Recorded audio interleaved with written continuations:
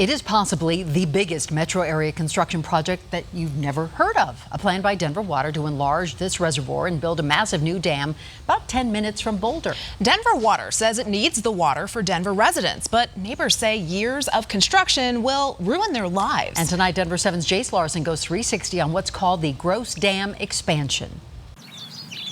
This area is extremely peaceful. The calming water and the wildlife that's everywhere is what drew Tim Gunther to retire here.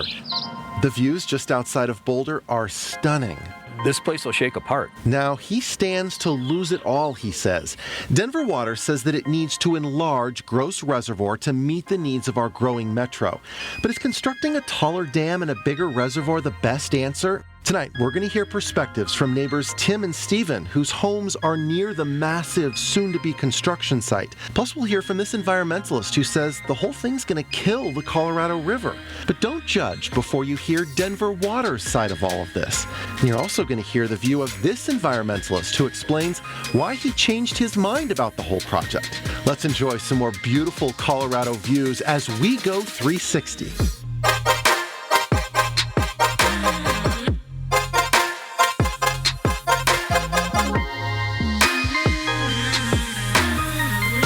The dam's a half mile away over there. Tim worries that once the 7-year construction project to build the new dam begins, he'll be mumbling a different kind of dam. They're going to put gravel crushers in there. They're going to put conveyor belts in there. That blasting operations and gravel crushing operations will run 24 hours a day, 7 days a week. This would be a massive construction project. It would raise the height of the dam by 130 feet. Meaning a lot of this land will be underwater. Workers must clear thousands of trees and will use giant incinerators similar to this to burn them. How close are these homes to the dam?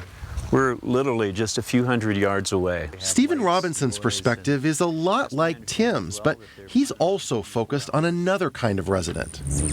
I see elk, I see deer, all sorts of animals and wildlife. Most of those would be driven out by construction like that. Neighbors have tried to stop this project any way they can. If the project occurs, it'll be the tallest dam in the history of Colorado, and the dam will come way up. Gary Wachner's group, Save the Colorado, is suing in federal court. He says that Denver Water's plan to divert even more water from the Colorado River to keep the new lake full will leave hardly anything left in the river. And Boulder County has demanded Denver Water get local permits for the project. That's a hoop that Denver Water believes it shouldn't have to go through. It has state permits already.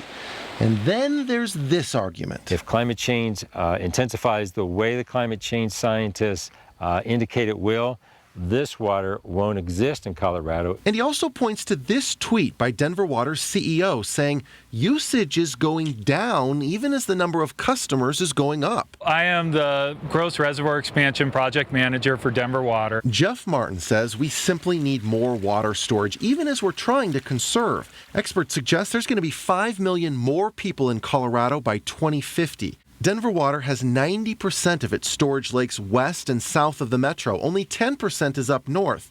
But enlarging Gross Reservoir could change that in the north. That's important because if we have a catastrophic event or a drought in one of the systems, it leaves us depending on the other systems. It's extremely selfish to think we shouldn't grow. Kurt Klankey's perspective is one that many people wouldn't expect from a member of the environmental group Trout Unlimited. He supports the new dam. Some people might be surprised by that. Even I'm surprised by that. In his view, Denver Water has the legal right to build more capacity someplace.